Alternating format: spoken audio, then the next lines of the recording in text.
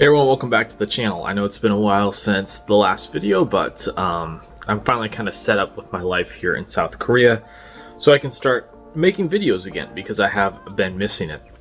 And in today's video, I want to discuss how there will be people in your lives or people online, just individuals in Western society who for whatever reason will be very, very attached to the way things used to be or the way they think it is, and how this can be damaging to you because they can spend their time trying to talk you out of finding alternative paths for your life, finding alternative lifestyles, or alternative solutions to your life problems that are different, that are not what the conventional wisdom says should work. And because these people are so embedded in the system, they're so committed to the system, they think that's the best way for them to do things.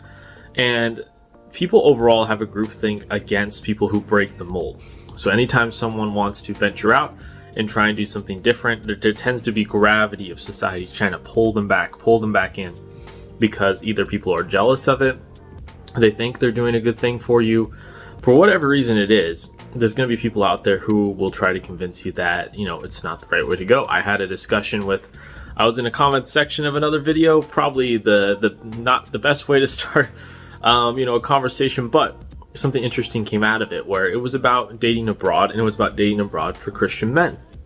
And I just made the comment that, hey, guys, it doesn't have to be this hard. If you, look at these countries, if you explore the countries of South America, South Korea, the Philippines, places like that, your opportunities can be a lot better. And this problem, watching all these videos about how to try and wrangle, Western women, American women into being the traditional spouse that you want, all these videos talking about how to do that and how, it's really hard, but if you really just focus on yourself and self-improve, you can make it work. How you don't need to watch any of that content. You don't need to pay attention to any of that stuff.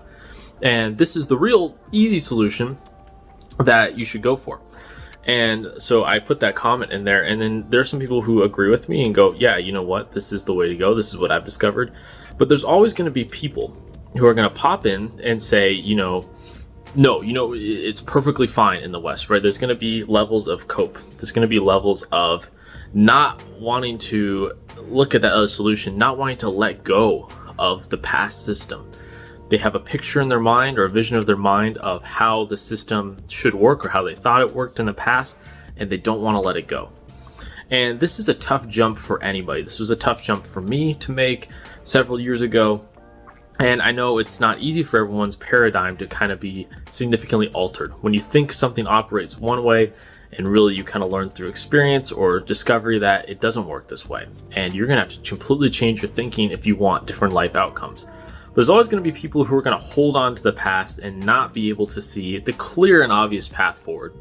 And this person was arguing with me that, going overseas to find a wife, that's not a better solution because, they could scam you. Like, divorce in the US isn't a way to get your money taken from you, permanently for several years. It's like, well, how are you going to vet these women? It's like vetting isn't important in dating in the US. And then, there's plenty of great women in the US. What are you talking about?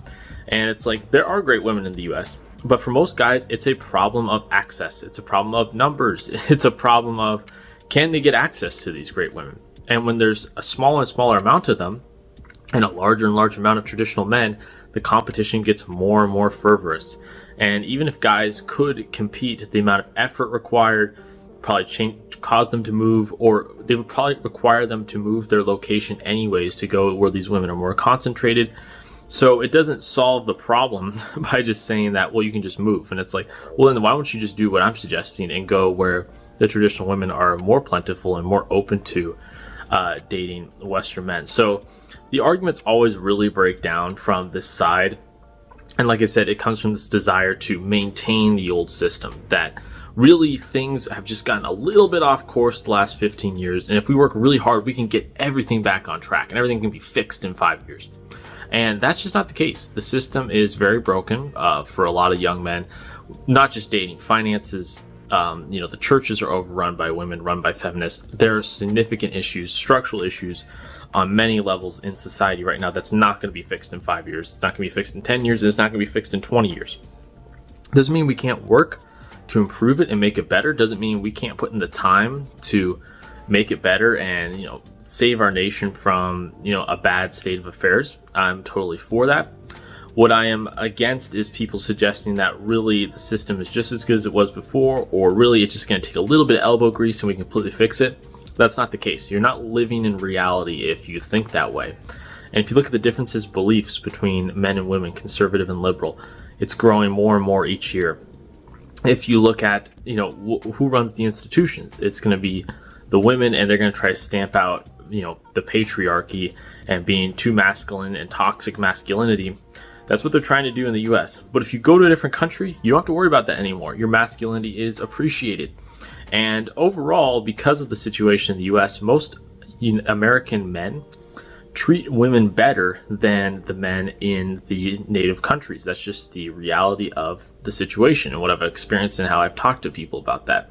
Because the demand for men to perform and win women over in the United States, these men are very gentle, very kind. So when they go to somewhere else, a different country, they're much more appreciated.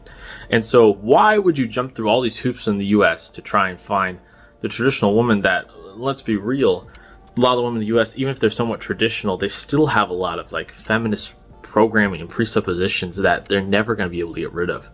Only a very, very small percentage of them are going to be really that traditional woman that's going to want to stay home with the kids, take care of the man, doesn't have this desire to be a boss babe, will take care of the household, and will do all those different feminine things for the man. Really, that amount of women is just dwindling smaller and smaller, and the amount of men who want something that is traditional is growing. So the problem's only going to get worse. The birth rate problems are only going to get worse because of this discrepancy in belief. And so what is the solution now? And what No Channel wants to address is, what is the solution for young men now in their lives? Not, we're going to fix the system and in 20 years you have a solution. That's not a solution. That doesn't help people. That doesn't help men now. What is the solution now? And I bring forth an alternative solution. It doesn't have to be your only path. You don't have to do it this way. You can stay in the US, try to make it work financially, try to make it work relationships wise. You can totally do that. No one's stopping you. But what I'm presenting is an alternative point of view. And even when I present the alternative point of view, people get really, it strikes them deep, because deep down they know maybe that's a better way to go. They get insecure about it, which is really interesting, which tells me I'm onto something with this. But if you learn to get some remote income, or start your own business, start your own job, invest in good investments. I know investments are a little crazy right now, but level heads do prevail when it comes to investments, and something like cryptocurrency is still performing better than the stock market or fiat at this point.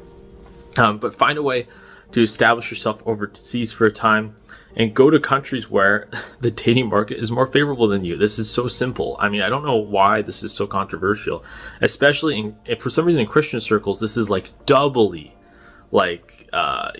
taboo for some reason. Obviously regular passport bro stuff's been around for a while. In secular circles, people have known about this, and it's finally kind of getting accepted. But for some reason, doubly in Christian circles, people just really hate you trying to go against the grain and go against the conventional wisdom. And it's you forced men to do this. You forced people to do this.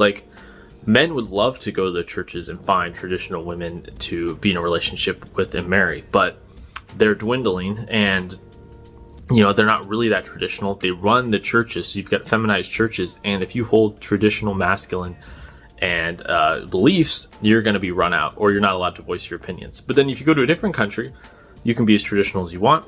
The women appreciate you. It's just a different story.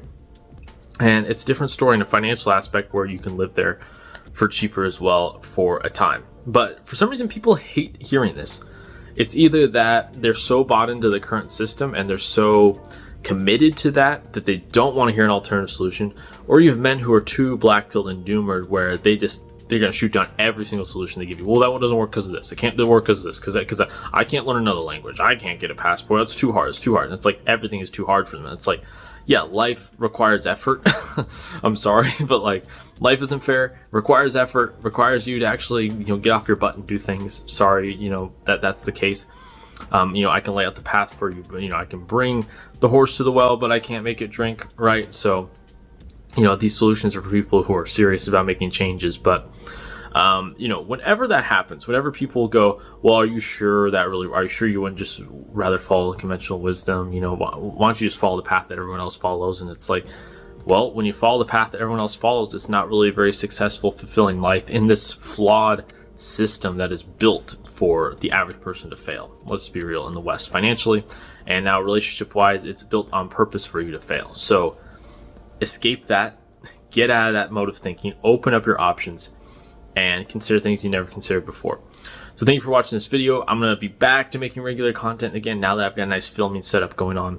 Thank you so much for watching. Anyways, I'll see you guys next time.